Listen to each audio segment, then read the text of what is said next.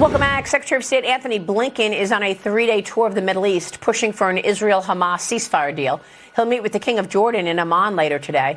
This as NBC News is reporting that Biden officials have discussed potentially negotiating a unilateral deal with Hamas to secure the release of 5 Americans still being held hostage in Gaza if current ceasefire talks involving Israel fail. These negotiations would, quote, not include Israel and would be conducted through Qatar. Joining me now is Kentucky Congressman Andy Barr, member of the House Select Committee on China, Financial Services Committee, and Foreign Affairs Committee. Congressman, good to see you. Thanks for joining us. What is your take on the White House considering going around Israel and negotiating with Hamas directly for a ceasefire? Well, good to see you, too, Maria. Look, the White House's answer to everything with respect to the Israel-Gaza conflict is to blame Israel.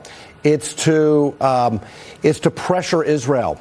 It's to suggest that Israel is at fault, to muse about whether or not Israel has violated international law, instead of actually backing Israel, coordinating with Israel. And look, no ceasefire will work, and no ceasefire should be negotiated unless the strategic objective is accomplished, and that is to degrade Hamas to the point where it can never carry out October 7th ever again. That is the objective, in addition to releasing or recovering all of the hostages. Yeah, I just spoke with Jack Keane about this. The 4-star general made a really important point in basically saying this constant interfering in Israel's retaliatory plans here after it was attacked unprovoked is empowering Hamas.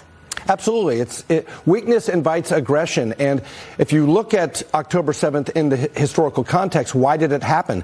Because this administration pursued sanctions relief, tried to chase another Iran nuclear deal, took the sanctions off of Iran's oil industry. And that enabled the mullahs to finance Hamas Hezbollah. So, look, maximum pressure is what needs to happen here. Stopping this crazy idea of withholding arms from our key ally. Congress, in a bipartisan way, authorized the delivery of this security assistance, the weapons to Israel, so that they can carry out what needs to happen, which is the complete and total destruction of Hamas, the demilitarization and the de-radicalization of Gaza. And I do find it very ironic that Secretary Blinken, the Biden administration, they somehow make this distinction between Gaza City and Rafah. The truth is there's 4 battalions of hardened terrorists in Rafah right now. And now the United States, under the Biden administration, withholding security assistance, withholding arms to the Israeli Defense Forces to finish the job. The only thing that's different about the north of Gaza and Rafah is that the domestic political situation in the United States has changed. And now the Biden administration has a problem with their extreme far left base. And so I think the Biden administration thinks that they need to go around our ally Israel to negotiate a separate deal with the terrorists. So it's all about politics once again, Congressman. It's all about politics all the time. And then there's China. The vice foreign minister is claiming that the biggest security challenge in the South China Sea is coming from the outside of the region, and that U.S. military deployment in the area is, quote, inciting and intensifying maritime disputes and contradictions. He also claims that the U.S. is dragging the region into the, quote, whirlpool of an arms race, Congressman. You traveled to Taipei last month to meet with the president of Taiwan, President Lai. Your thoughts on this? Well, first of all, in the South China Sea, I also traveled to the Philippines back in August. We have a mutual defense treaty with the Philippines, and the United States is not provoking aggression in the South China Sea. It's China. China is militarizing reefs and submerged islands in the South China Sea. They're asserting their territorial title over reefs and islands, submerged islands within the Philippines' exclusive economic zone. They're trying to basically annex Filipino territory. So the United States is just fulfilling its treaty obligations with the U.S. Navy to protect the territorial waters of the Philippines, our ally in Southeast Asia. And it's very clear what is going on. It doesn't take much. And I went to see what China is doing in the South China Sea. They are trying to militarize these reefs, these islands, build up artificial islands. They're building runways. They're putting military fighter jets on them, satellite communications, anti-aircraft. They're trying to create a difficulty for the United States trying to resupply Taiwan in the event of an invasion.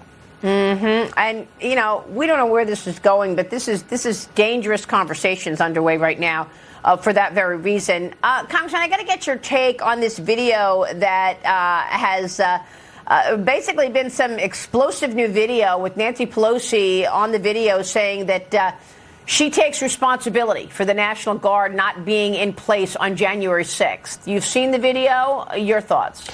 Well, Congressman Barry Loudermilk has done a great job leading the true investigation into what happened leading up to January 6th and the fact that the intelligence services did provide advanced information to the Speaker's office about the problem and that there would be a need for additional security in addition to the Capitol Hill Police. And the fact that the Speaker's office had that information and did not act and thwarted the effort to provide additional security to the Capitol. They could have dispatched the National Guard to assist. They knew that there was going to be trouble, and they did nothing because they didn't want the look of that. I think that is an indictment of the Speaker's handling of the events in the run-up to January 6th. Well, President Trump has said that the January 6th group illegally deleted and destroyed material evidence, Congressman. I mean, you know, first we hear that they deleted evidence. Now we hear that she's taking responsibility. What are we supposed to think with all of those people from January 6th still in jail? Well, you see that the investigation that Speaker Pelosi put together in the last Congress was a total fraud. They selectively released information that was material to actually what happened was withheld. And so now we're actually getting to the bottom of what happened at January 6th. It was a tragic day, but it could have been prevented if the Speaker's office had actually done what it needed to do and notified the National Guard, call up the National Guard to assist the Capitol Hill Police. I'd like to see some movement with these people getting out of jail. It's just wrong that all these people have been locked up. Yeah, that's what I'm saying. Yeah, now, with all of this new information, this is just wrong. Absolutely, Maria. Congressman, thank you. We'll be watching it, and certainly we'll keep the spotlight on it.